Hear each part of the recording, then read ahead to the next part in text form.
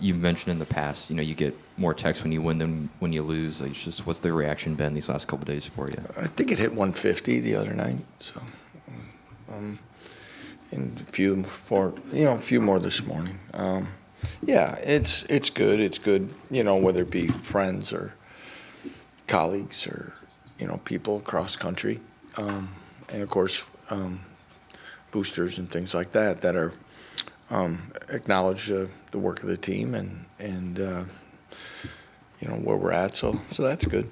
And but at the same time, we got a lot to do yet. It looked like at different times the offensive line had different guys go down. I think both tackles at one point missed time.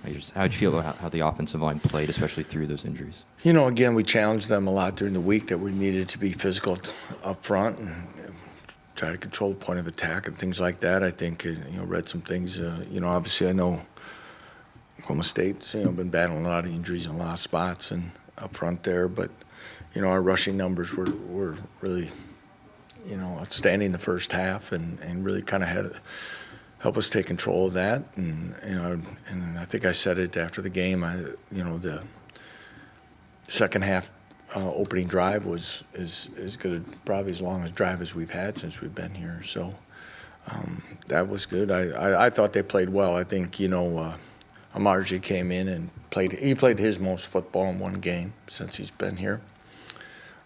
Kobe Baines got in a little bit. So Michael Ford is again a guy that had to step in a lot of spots and probably will again this week. And then also there was a clip of Jason being after the game just emotional on the sideline. I guess, have you seen that? No, I haven't. Somebody else just mentioned that this morning. I haven't, so I guess I can't really comment. But it's, not really sure what it is. But at the same time, probably a lot of emotions for a lot of, it's been a bumpy road at times for him, and and his career starting at North Texas and then coming here, and then the way things have played out, and I think I kind of said it last week about Kansas State and stuff like that, when the quarterbacks that you see that aren't starters kind of taking over and doing some good things, persevering and sticking with the program, it says a lot. And, I think, as I've said from August on, I think he's played well. Sticking with Jason, did he notice things during the bye week that helped him coming out of it? Did you see any of that show up on film or anything? I don't know. That'd be a good question for him to answer more personally. I think there's times where, especially week to week at times versus fall camp, you get a longer stretch to put it together, and the reps really help him continue to feel more confident in what we're doing, what he's doing. I think this time, I don't know, again, that would be a better question for him to answer, but we've seen more, even what Jordan said, there was more emotion from him, more vocal than maybe a year ago. Is that comfort in the program? Is it maturity within himself and confidence and all those? But it's been good to see. Yeah, along those lines too. I mean, have you seen his quote unquote ownership of the team, of the offense grow throughout his time this season? I think so. It's not it's been good to see it. For us, I say us, I think coaching-wise, because he started so many games, it wasn't as much as if you had a starter or a backup that had to be a long, start multiple games, not just get you out of a game that hadn't started games for you, and have that kind of confidence. And so. When you watched the tape on Saturday, did you notice a higher energy level, more physicality compared to the last game against Baylor? Our whole week was, Michael, our whole week was more physical last week, and there was a time where, I'm trying to remember the exact time, I think it was while we were out recruiting, Coach Gildersleeve said it even when he was done talking to the team that before they broke for the weekend, the players kind of talked yet among themselves, so to speak, about attacking the week and being more physical and doing those little things. And it was noticeably different during the week, and I think it showed up. And I think we had our least amount of missed tackles. Just some things percentage-wise. I thought holistically, our best probably performance defensively in conference play for sure. So encouraging to see, get into takeaways, all that kind of things that allowed us to take a step like that, and hopefully that's something we carry next week. You mentioned the takeaways there. I don't have the full numbers in front of me, but it feels like multiple every game. What has allowed you guys to be so efficient, I guess, at each game? Say that again. I'm sorry, multiple takeaways? Each game, it feels like, right? Interceptions, fumbles. What's allowed that to kind of be consistent? Well, you hope, sometimes, you go in droughts and I think Brian Borland and I talk about it. We've been together a long time, and there's been times where you just don't seem like you're getting many, and then all of a sudden, boom, you kind of get them in handfuls. But I thought, for our two corners to get them right away and the confidence, and then obviously the fumble recovery on fourth down and was huge, and then the one to seal it. So for that to happen, it's kind of an attitude being around the ball, being aggressive. I think it all goes back to it can be fundamentally for Mello on coverage technique and playing the ball correctly. It can be pass rush and hurrying a quarterback or all those things. Again, it's something else I hope we can continue to make happen. And on the flip side, we didn't turn it over. And and that's huge too when you look at that and making that a difference in a game like that. And I wonder with Lorenzo McCaskill, it seemed like he showed up a lot on Saturday. Was that his best game? And can you walk us through kind of his progression this season? I'd have to look consistently on it. I think Lorenzo's played pretty well for us the last 3 games. Played half the Oklahoma game. Played a lot in the second half. He brings us some physicality and some experience and some confidence in a different way.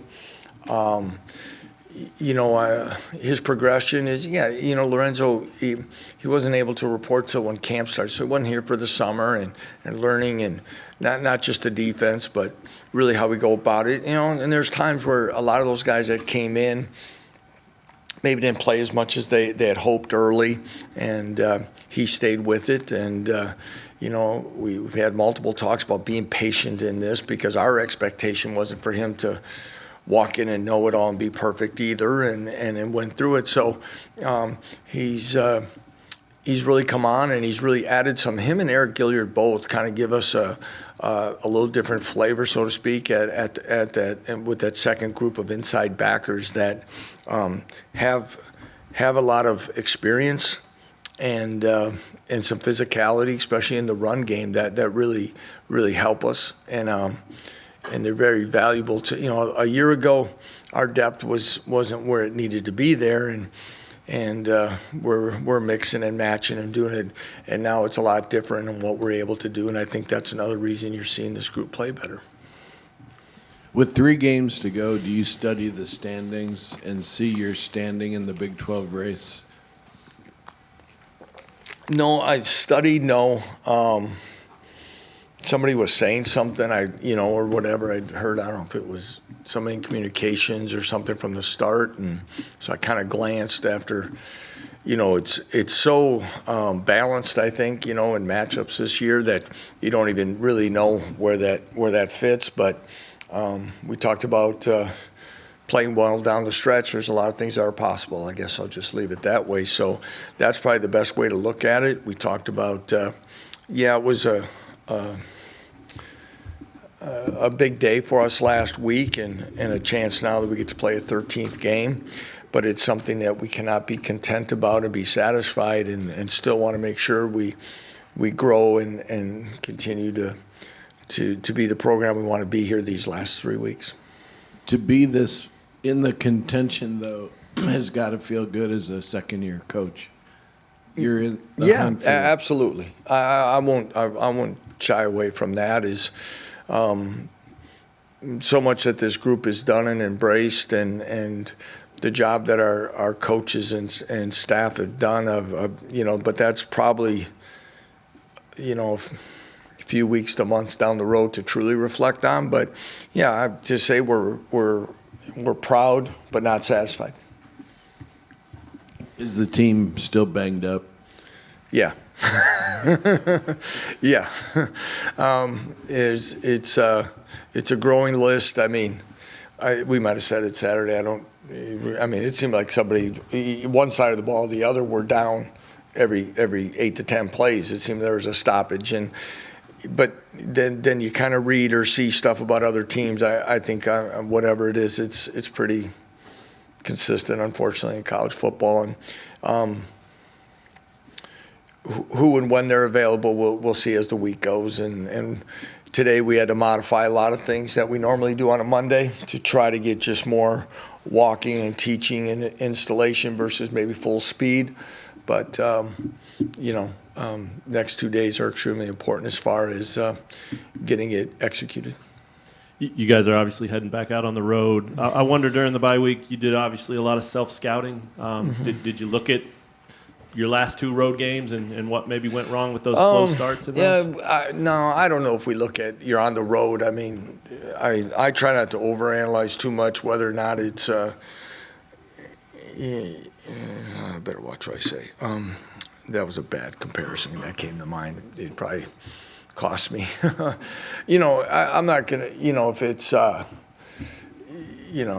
we eating omelets or scrambled eggs, or is it turkey bacon or regular bacon? If we get into what the day, that doesn't mean we don't look at how we go about it, but,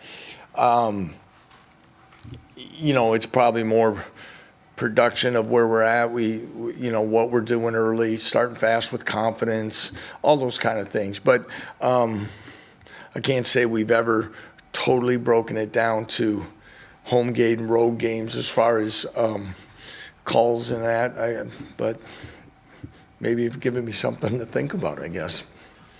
What jumps out about Texas Tech then when you head down there? Well, again, the pace in which they play, I think first, and that's kind of what they a little bit. But I'll say, first of all, just personnel-wise, I remember a year ago coming in here, that was getting that stretch where size and length was starting to show itself to me about this conference. And I think Joey McGuire's done an outstanding job in his first year. They have 3 quarterbacks that have played and played well for them. All can run, all can throw. I know within our league they run the most plays per game and getting more plays run, probably in the top handful in the country. So that's important for us to get lined up, get communicated, and do that. Impressed with their backs. Receivers, again, have athleticism and size. They'll play with multiple tight ends with great length. They'll split them out and try to create some matchups on corners and that, whether it be quick screens and blocking, getting the ball out. So you've got to be well versed in what they're going to do and be ready for it and react. And talk about how we tackled last week. We've got to carry that on to a game like this. Defensively, give you a lot of looks. They're a dangerous football team and play TCU to the wire. In fact, Coach McGuire had sent a text congratulating us on the win, but I know how close their game was there. They had their moments. They thought a couple things went against them, and they've played just like us, played a lot of people very close this year. Coach, with a film study and a couple of days reflection, could you offer comments on what you saw from Devin Neal and what that performance might do for the rest of his season? Yeah, I don't even just makes you reinforce really the kind of workmanlike day that he had. Complete back type day when you really look at it, rushing, receiving, protecting, all those things. He really carried the workman load for us. I don't think Devin, I don't want to say we ever take him for granted, but, he's mature beyond his years. his consistency and which he can show on the field, which he showed last year, it's like, well, it's not really surprising because he has those type of abilities. And I just one more. You're upset with the illegal shift call. It was interesting to see, from what I could tell, the intensity, the emotion that you were bringing to that moment, without in any way implying that you did it to charge up the players. Is that something that players can pick up off of their head coach? Yeah, we had a tight end on that side, so that guy wasn't necessarily the end man. So, yeah, it was a matter of, I would say I've been that way, but I think Coach Gildersleeve can describe me better than most. That's the thing that the players would have to decide. I think one thing I hope is that whenever I'm done doing this, people know that we're firm, we're fair. I want the best out of our players, and I want the best for them. And so for that, whether it be on the field or otherwise, if I'm passionate enough about the situation, I'm going to fight for them.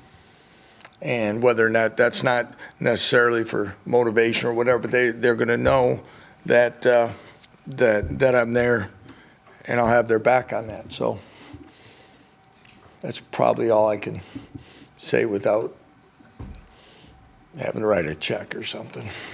You mentioned Texas Tech's pace of play earlier, the second fastest team in the country. Thanks. Okay. Playing Oklahoma, I guess what lessons can you take from playing a team like that that's fast and going here? Getting up, getting set, making sure. We learned a lot in that game. Things that, coaching-wise we can do better. There's things I see, I make notes of during the game that we try to, it's hard to replicate that in practice, especially with the execution factor. But there's different ways, and I think we've started to take steps better than that. I think there'll be some things that we could definitely learn from there, and we need to, because as they watch that film already, I'm sure there's things that they can see that they're going to want to do. Going back to earlier, talking about the physicality of Saturday's game, do you feel like that's sustainable over the final kind of 3 games of the season, having that same sort of performance, I guess, collectively? Yeah, I do. That's a challenge for our guys, but kind of like I said with Lorenzo and Eric, I'm going to use them as examples because, we're banged up, but everybody is. But we've talked about some things. We talked from really one of the first times we've been in here about creating depth and having those type of competition things. So we talked about our practice formats and what we do. Well, it's for this time of year as well. It's for when injuries occur, and it's to have depth so that you're strong down the stretch and you can play the type of football that you need to win games. And now it's up to us to go do that.